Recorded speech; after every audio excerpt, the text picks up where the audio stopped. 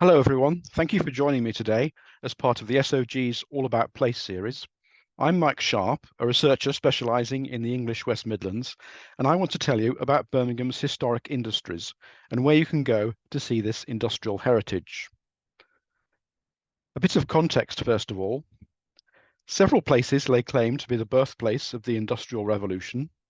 London, Manchester, Ironbridge in Shropshire, and Glasgow all played important parts. What made Birmingham different was that its economy had a number of distinguishing features not found elsewhere. Firstly, it was not just entrepreneurial, it was also very diverse. Rather than being dominated by a single industry, such as weaving, mining, or shipbuilding, Birmingham had many different trades. Secondly, most of the businesses were small, either family-owned or artisans working on their own. Thirdly, as we will see, the production processes relied on many different skills and trades.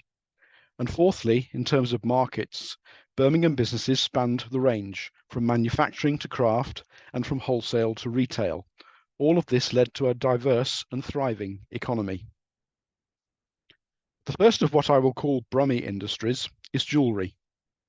Birmingham craftsmen had worked on jewellery items since the Middle Ages, and demand grew after the Restoration when Charles II introduced fancy buttons and shoe buckles from France. In 1773, the town got its own assay office, which meant the Birmingham jewellers no longer had to travel to Chester or London to get their items assayed, which meant weighed, and hallmarked. There was a lull after the Napoleonic Wars, but the market boomed again during the Victorian period, including for what today we would call costume jewellery. Craftsmen worked from small workshops, known as pegs, in specialised trades such as cutters, setters, engravers, polishers, and silversmiths. This led to workers clustering together in specific streets and localities, the most recent of which was in Hockley, to the north of the city centre, which became known as the Jewellery Quarter. This jewellery heritage is on display at the Museum of the Jewellery Quarter in Vesey Street, although unfortunately the building is currently closed due to structural problems. Hopefully it will reopen before too long. The second industry I'd like to look at is gun making. Again, the town's involvement with weapons and firearms goes back a long way, and it is said that in the Civil War, with typical Brummie pragmatism, the craftsmen supplied weapons to both sides. By 1690, Birmingham manufacturers were delivering 200 muskets per month to the government, and by 1800, the town was the largest arms producer in the world. During the Napoleonic Wars, 2/3 of the firearms used by the British Army were made in Birmingham, and that was around 1.7 million items. Like jewellery, gun making was a specialised trade involving many stages. Production became compartmentalised, and specialised businesses and crafts grew up. It has been estimated that each gun passed through up to 50 different hands during the production process. Again, this led to businesses clustering together into the gun quarter, which was positioned around St Mary Whittle Street. But all of that area has now been redeveloped, and none of the previous quarter exists. At this point, I would like to show you a picture of the Birmingham Gun Museum, but unfortunately there isn't one.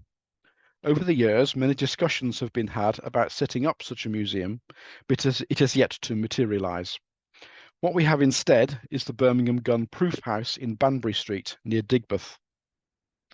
This is a commercial facility, still in use today, where new guns are taken to be calibrated and certified. There is a small heritage section, but access is through organised tours only, or on designated open days. Another notable Brummie industry was pens. During the early 19th century, increasing literacy and the general expansion of commerce and administration led to growing demand for durable alternatives to feather quill pens.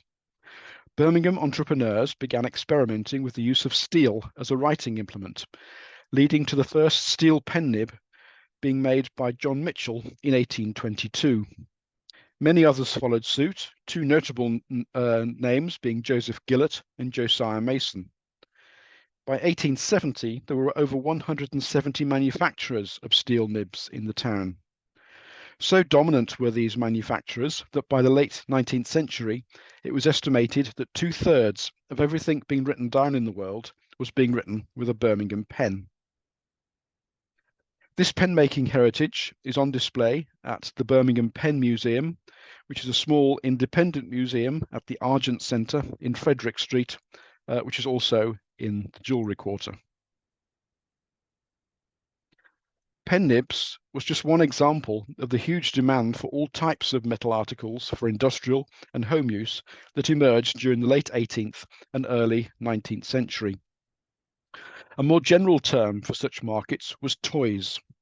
These weren't playthings for children, but metal products for a whole range of domestic and commercial purposes. They included fireware, such as tinderboxes, pokers and fire stands, metal tools of all descriptions, domestic utensils, ornaments, household fittings, transport fittings for vessels such as canal boats, stagecoaches, and railway carriages. Many of these items were made in so-called new metals, such as copper, brass, and steel, as well as or instead of the traditional iron. Buttons were another specialist and important subsector, including pearl button making. An example of these niche suppliers can be seen at the Coffin Works in Fleet Street, which is again in the Jewellery Quarter. This is the former factory of Newman Brothers, who made so-called coffin furniture. This included metal items for coffins such as hinges, handles, and plaques in a huge variety of designs. And again, this is a small independent museum. Turning briefly to family history aspects, how can we find out more about our industrial ancestors? Censuses are of limited use, unfortunately.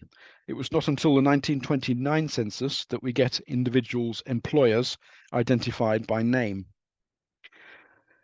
So these are unlikely to help you.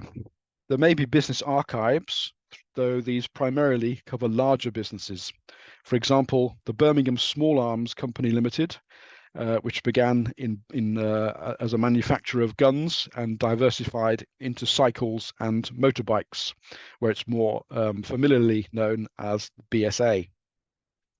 And there are holdings for the BSA at the Library of Birmingham, at Solihull Heritage and Local Studies, and also at the University of Warwick. Businesses paid rates, so should be listed in the rate books.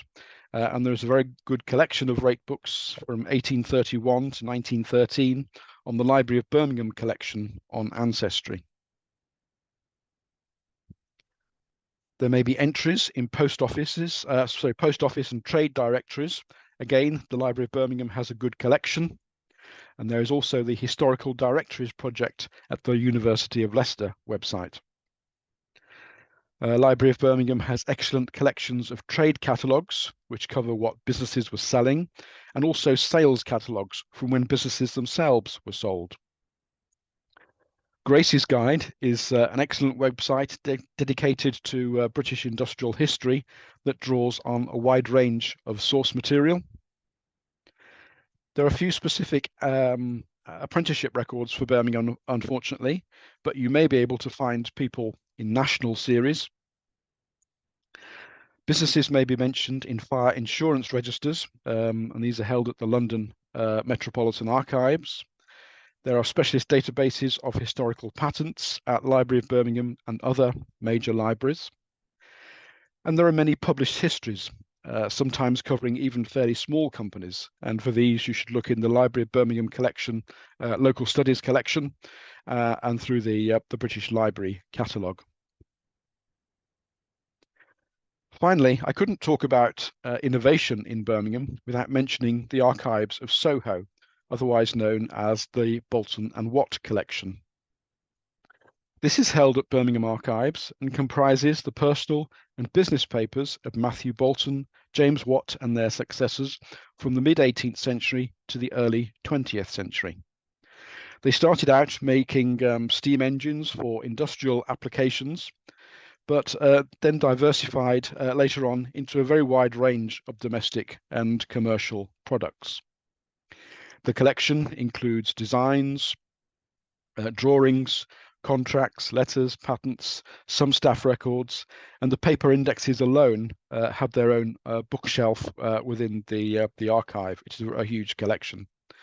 So this is a very specialized and niche resource, not relevant to everybody by all means, but it is without doubt the pearl of the Midlands Industrial Archives. I hope that this short session has been of interest. Thank you very much for watching. Please feel free to contact me if you have any questions or comments. Thank you very much.